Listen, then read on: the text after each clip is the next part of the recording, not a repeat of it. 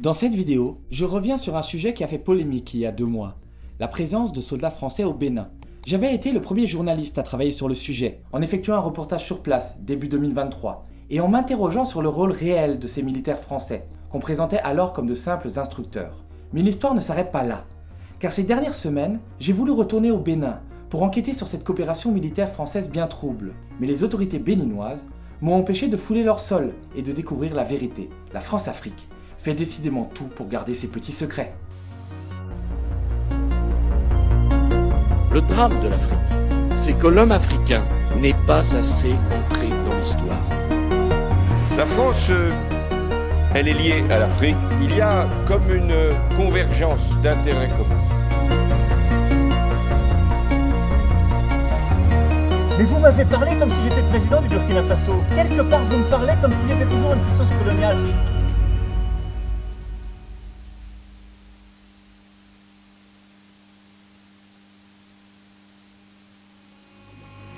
Nous sommes à l'été 2023. Au Niger, pays frontalier avec le Bénin, le président Mohamed Bazoum est renversé par des militaires. C'est un coup dur pour la France.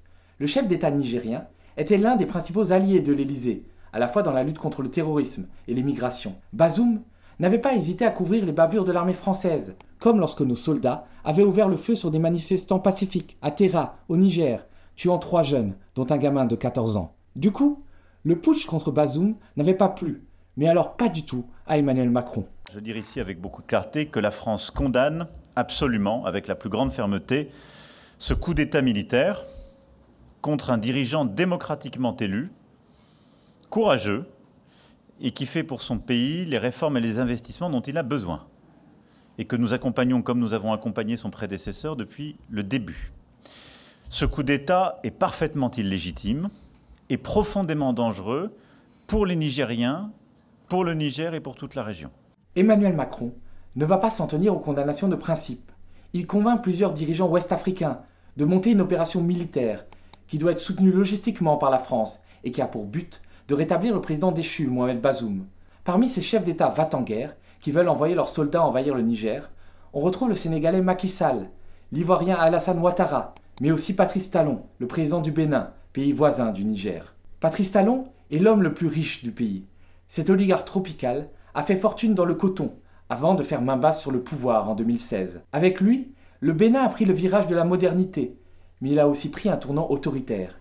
Talon se rêve en dictateur éclairé, autocrate ultralibéral, gérant le pays comme une de ses entreprises. Il a fait embastiller ses principaux opposants et a empêché ceux qui se trouvaient encore en liberté de se présenter aux élections présidentielles. Patrice Talon aura été le fossoyeur de la paisible démocratie béninoise. En parallèle, l'apprenti dictateur s'est rapproché de la France. Emmanuel Macron lui a d'ailleurs rendu une petite visite à l'été 2022. Tout sourire, Emmanuel Macron salue son homologue béninois. Une visite de 24 heures au cours de laquelle les 2 chefs d'État se sont entretenus en tête-à-tête. Au cœur de leur discussion, la question sécuritaire dans une région où les groupes terroristes se multiplient. On a besoin d'armement, on a besoin d'équipement, de matériel militaire.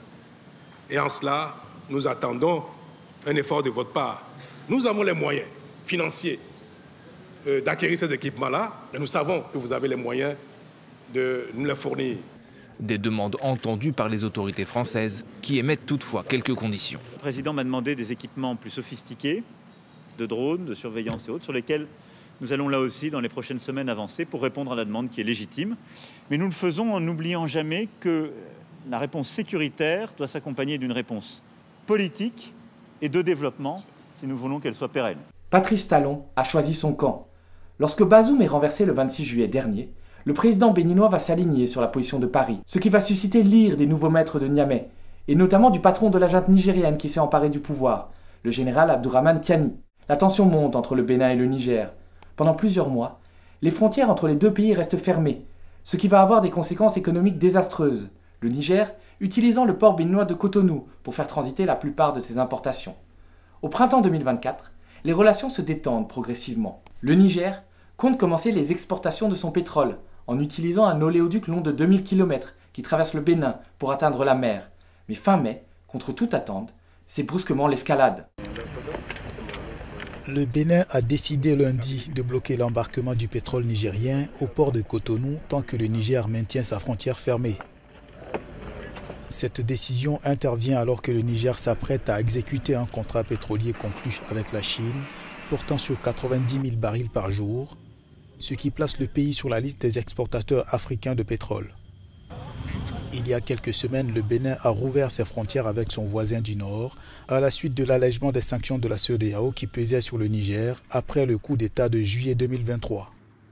Sauf que la junte nigérienne maintient la frontière fermée de son côté pour des raisons que le président béninois Patrice Talon a trouvé ridicules mercredi dans une intervention télévisée.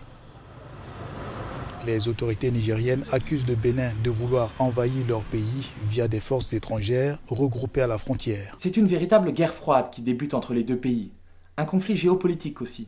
Car si Patrice Talon entretient une coopération étroite avec la France, les putschistes nigériens ont chassé l'armée française et se sont rapprochés des Russes. Dans cette bataille, tous les coups sont permis. Et un beau matin, sur la télé publique nigérienne, j'ai eu la surprise de découvrir ça. Le mensonge a beau courir, la vérité finit toujours par le rattraper. Contrairement à la version des autorités béninoises, le Nord Bénin abrite bien une base secrète française. Des témoignages clés recueillis sur place récemment, mais aussi des reportages de la presse française elle-même renforcent la thèse d'une présence française dans la partie septentrionale du Bénin. Je suis venu faire le tour, essayer de me familiariser avec la population, prendre quelques contacts pour voir la situation qui est sur le terrain avec la présence des forces militaires étrangères, notamment les Français. On voit des militaires un peu partout dans la ville de Kandi et bon, dans la Léborie, il faut dire comme ça en général, on voit là une base militaire française là, qui est là. Puis ils sont situés dans un coin du camp militaire de Kandi. Ils ont les cargos qui atterrissent sur la piste. Tout ce qu'ils veulent là, le matériel, tout ce qu'il faut, ils amènent. Mais c'est pour de la formation ou c'est pour de l'action? J'ai du mal à comprendre. C'est pour la formation et l'action aussi. On le voit bien, des troupes françaises sont bien stationnées à Kandi, non loin de la frontière avec le Niger. Sans avoir demandé mon autorisation, la télé nigérienne a diffusé des petits bouts d'une enquête que j'ai réalisée au nord du Bénin en janvier 2023. C'était un reportage où j'étais parti à la recherche des militaires français, qui se trouvaient alors dans la ville de Kandi, et dont on disait qu'ils n'étaient que de simples instructeurs, présents pour former l'armée béninoise dans sa lutte contre le terrorisme. Les témoignages que j'avais recueillis sur place montraient que les soldats français étaient en réalité bien plus que de simples formateurs. Et quand ils ne traînaient pas sur Tinder, ils faisaient très certainement dans l'opérationnel, en luttant contre les djihadistes, main dans la main avec les forces armées béninoises. Sauf que la télévision publique nigérienne a complètement manipulé mon reportage. Ma vidéo tronquée et déformée était devenue la preuve que la France avait une base secrète à Kandi au Bénin, à partir de laquelle elle formait des djihadistes et elle se préparait à déstabiliser le Niger. Je ne suis pas le dernier à dénoncer les coups tordus de la France en Afrique, mais là en l'occurrence, c'était faux. Déjà, parce que mon reportage a été tourné en janvier 2023, alors que Mohamed Bazoum n'avait pas encore été renversé, et que les relations entre le Bénin et le Niger étaient au beau fixe. Ensuite, parce qu'il n'y a plus de militaires français à Kandi, au Bénin. Ces derniers ont plié bagages en février 2023, il y a plus d'1 an. J'ai donc publié un petit texte sur X, rétablissant la vérité. Aussitôt, certains médias publics français, ces mêmes médias qui d'habitude ne reprennent jamais mes enquêtes mettant en cause l'action de la France en Afrique, ces mêmes médias qui n'ont pas hésité à taire mes expulsions de dictatures africaines proches de l'Élysée, eh bien RFI par exemple a été tout heureux de citer mon démenti, juste parce qu'il visait la télévision publique d'une junte nigérienne en bisbille avec la France. En matière de guerre informationnelle, nous ne sommes jamais à la ramasse. L'accusation est grave, car comme le rappelle Banouto, certaines de ces supposées bases serviraient de terrain d'entraînement de terroristes qui iraient déstabiliser le Niger. C'est tout du moins ce qu'affirme Niamey, qui conditionne la réouverture de sa frontière avec le Bénin à la fermeture de ses bases. Nous avons souverainement décidé de garder notre frontière fermée avec le Bénin pour la bonne et simple raison que nos anciens amis, que sont les Français, sont revenus sur le territoire béninois après leur départ du Niger, dit encore Ali Mamanzen. Et Banouto relaye les propos du Premier ministre nigérien qui cite Tourou, Kandi, Pogra, Parc W ou encore Madekali comme des localités abritant ce que le pure player qualifie d'imaginaire base militaire française. L'histoire aurait pu s'arrêter là. Circuler, il n'y a rien à voir, c'est une fake news. Sauf qu'en réalité, la coopération militaire entre la France et le Bénin est parsemée de nombreuses zones d'ombre. Certes, il n'y a pas de base française secrète à Kandi. Ce n'est pas faute d'avoir essayé. Emmanuel Macron aurait bien voulu que nos soldats, notamment nos forces spéciales, s'installent de manière permanente au Bénin après avoir été chassés du Sahel. Mais Patrice Talon a dit niet. Le président béninois sait bien que sa population n'accepterait pas la présence massive de militaires français qui ont réussi à se faire détester partout ailleurs en Afrique. Les Béninois et les Français sont donc tombés d'accord sur une coopération beaucoup plus low profile, comme l'explique le chef d'état-major des armées français lorsqu'il se rend à Cotonou. Il n'y a pas de mission militaire française permanente au Bénin. Il y a des détachements opérés en coordination avec les forces armées béninoises qui répondent à des besoins exprimés, où des militaires français viennent conduire des détachements d'instruction opérationnelle pour une durée donnée, et quand la mission est terminée, en fait, on repart. Mais le chef d'état-major ne dit pas tout.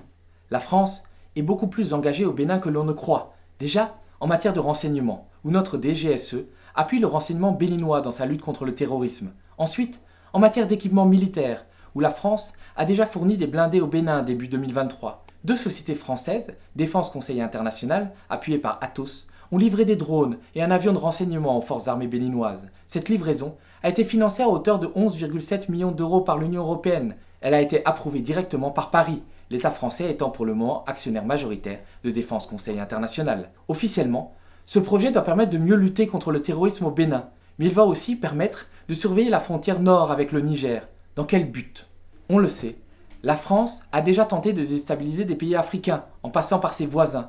Ce fut notamment le cas de la République centrafricaine, qui fut mise à feu et à sang en 2012 par le fidèle allié de l'Élysée, le despote tchadien Idriss Déby. Concernant le Niger, nos services de renseignement n'ont pas hésité à mettre les mains dans le cambouis pour ébranler la nouvelle junte. En août dernier, ils ont favorisé la mise sur pied de la rébellion de Rissa Agboula, un chef touareg qui fut le bras droit de Bazoum. Est-ce qu'une puissance étrangère pourrait se servir du Bénin pour tenter à minima de surveiller le territoire nigérien? Je parle bien sûr de la France, mais aussi des États-Unis, qui viennent d'être chassés du Niger et cherchent à installer des bases militaires en Côte d'Ivoire ou au Bénin. Et quelle est la réalité de cette présence militaire française qui suscite tant de fantasmes? J'ai donc décidé d'aller enquêter sur place au Bénin, encouragé par les propos du porte-parole du gouvernement local, Wilfried Léon Ngbeji. Le général Tiani, s'il a l'occasion d'entendre cet audio, qu'il envoie tout ce qu'il a comme médias indépendants. Tout ce qu'il a comme médias indépendants au Niger. Ils n'ont qu'à venir, on va les faire visiter le Bénin. Depuis Cotonou jusqu'à Malanville, en passant par tous les coins, les axes frontaliers, et ils viendront regarder s'il y a une base ici. Une base militaire, c'est pas une aiguille dans une botte de foin quand même. C'est pas une aiguille dans une botte de foin.